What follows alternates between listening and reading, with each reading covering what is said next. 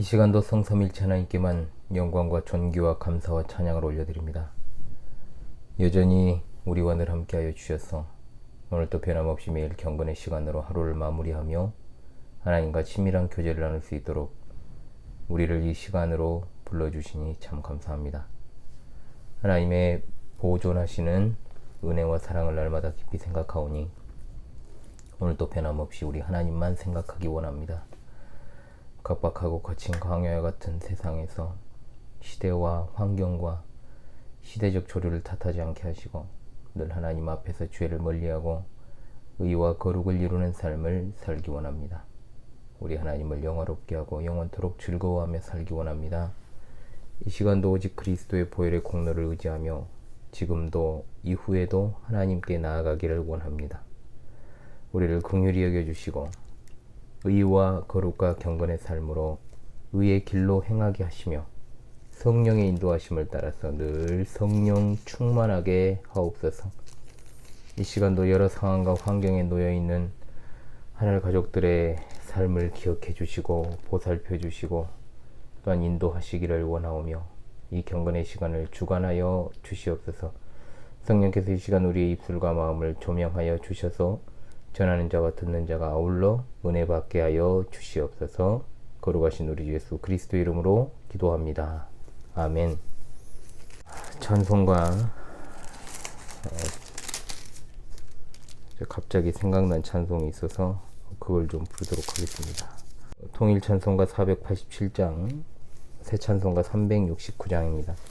죄짐 맡은 우리 구주. 죄짐 맡은 우리 구주 어찌 좋은 친군지 걱정 근심 무거운 짐 우리 주께 맡기세. 주께 고함 없는 고로 복을 받지 못하네. 사람들이 어찌하여 아랠 줄을 모를까. 시험 걱정 모든 괴로움 없는 사람 누군가. 부질없이 낙심 말고 기도드려 하뢰세. 이런 진실하신 친구 찾아볼 수 있을까. 우리 약함 아시오니 어찌 아니하랴까. 근심 걱정 무거운 짐 아니 진자 누군가.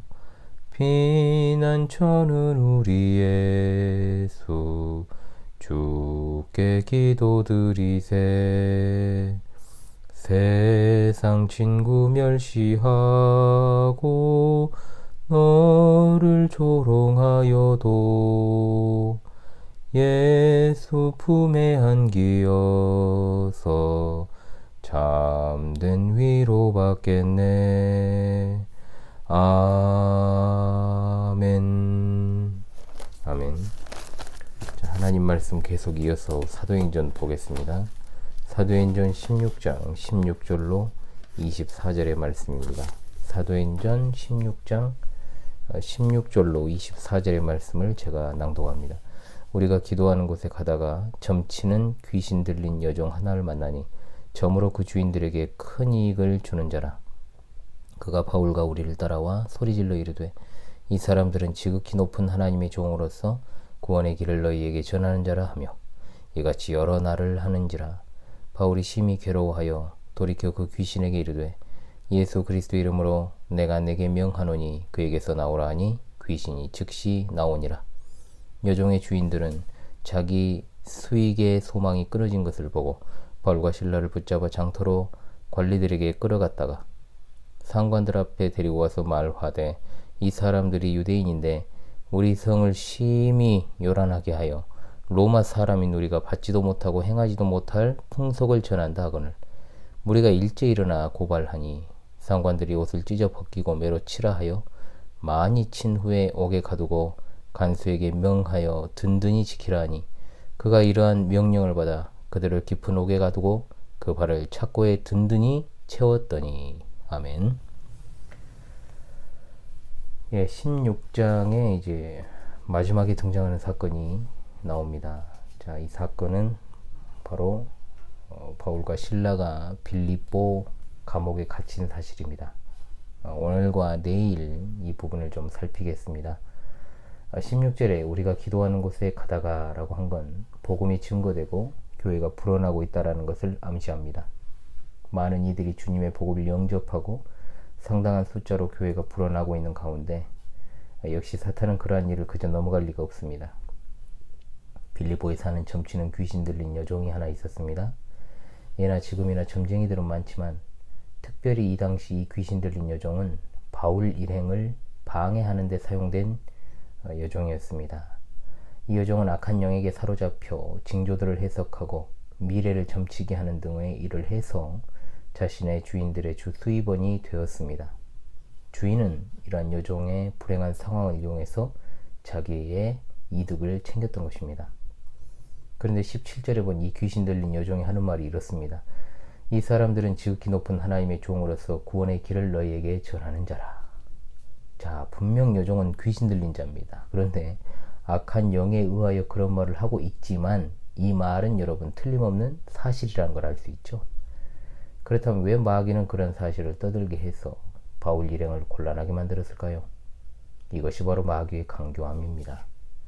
마귀는 거짓의 아비지만 항상 거짓말을 하는 것이나 이간질하는 것으로만 성도를 괴롭힌다고 생각해서는 안 됩니다.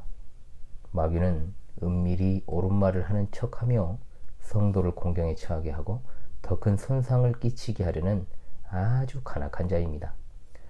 생각해 보십시오. 교황도 겉으로는 주님의 이름으로 아멘하고 평화의 사도인 척하는 것처럼 하나님의 신실한 종인 척하지 않습니까?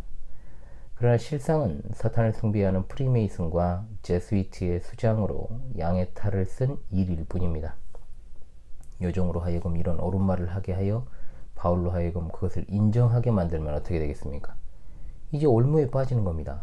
결국 바울의 사역이 귀신과 관련된 이름을 자인하는 꼴이 되어서 귀신은 더욱 숭배받고 바울은 그저 귀신을 인정해 주는 꼴이 되어버리는 거죠. 이렇게 마귀가 간교하고 간악합니다. 자, 그렇게 되면 바울을 통한 하나님의 복음 사역은 한낱 귀신 들린 여종을 통해 간교한 짓을 벌이는 마귀에 의하여 그 메시지가 훼손될 수 있는 위기에 처한 겁니다. 그래서 위기인 겁니다. 그래서 바울이 18절에 여러 날을 심히 괴로워하였던 것이 바로 이것 때문입니다. 그렇다면 이렇게 물을 수도 있을 것입니다. 왜 당장에 그녀에게서 귀신을 쫓아내지 않았느냐? 하지만 바울은 거기에 말리는 것을 원치 않았기 때문에 잠잠히 그 여종이 스스로 그만둘 때까지 참았던 것입니다. 또한 하나님의 능력으로 해야 하는 일이기 때문에 더욱더 신중할 수밖에 없습니다. 성령께서 어떠한 일을 행하시고자 그의 마음을 인도하시는지에 대해서 더욱 신중히 싸움에 임하는 모습입니다. 무엇이든 성급하게 판단해서 좋은 것은 전혀 없습니다. 그래서 바울은 이와 같이 말합니다. 예수 그리스도의 이름으로 내가 내게 명하노니 그에게서 나오라니 귀신이 즉시 나오니라. 바울의 이 말을 통해 우리 주 예수 그리스도의 이름의 영광을 받으시고 그의 능력이 알려지며 분명히 여종을 괴롭히는 귀신은 악한 영으로 그 말은 전혀 복음과는 상관없이 그 복음을 방해하는 것이었음을 분명히 보여줍니다. 이처럼 하나님의 역사는 놀랍습니다. 동시에 악한 영에게 매여있던 이 여종 또한 구원받게 되었습니다. 그렇게 되니 이제는 그 여종의 주인들이 난리가 났습니다. 귀신 들린 여종의 힘을 이용해서 짭짤한 수입을 얻던 그들이 본색을 드러내지요. 여종이 귀신 들림에서 해방되었으면 기뻐해야 되지 않습니까? 그러나 오히려 자신들의 소득원이 사라진 것에 대해서만 열을 올리고 있습니다. 여종의 입을 통해 바울을 넘어지게 하려 했던 마귀가 이제는 바울을 죽음으로 몰아가려고 그 여종의 주인들을 분노하게 만든 것입니다. 마귀는 참으로 우리의 대적입니다. 여러 방면으로 그는 이처럼 공격을 하되 인간들의 탐욕을 이용하는 방법으로 주의 교회와 종들을 대적해 왔고 지금도 그렇습니다. 로마교도 마찬가지입니다. 그들은 자신들의 기득권을 위해 물불을 가리지 않고 별짓을 다 하지요. 로마교는 기본적으로 동성애, 이혼 등을 용인합니다. 그들의 정체는 만천하에 다 드러났습니다. 사람들은 아무것도 모르고 외적으로 화려해 보이고 거룩해 보이는 로마교가 포용적인 종교라 쌍수들어 환영합니다. 종교 통합의 중심에 있지요. 그들이 심판받을 날이 얼마 남지 않았습니다. 그런데 이 인간들이 20절에서 21절에 바울 일행을 고소하는데 엉뚱한 죄목을 뒤집어 쓰게 합니다. 자, 이 사람들이 유대인으로서 우리 성을 심히 요란하게 했다.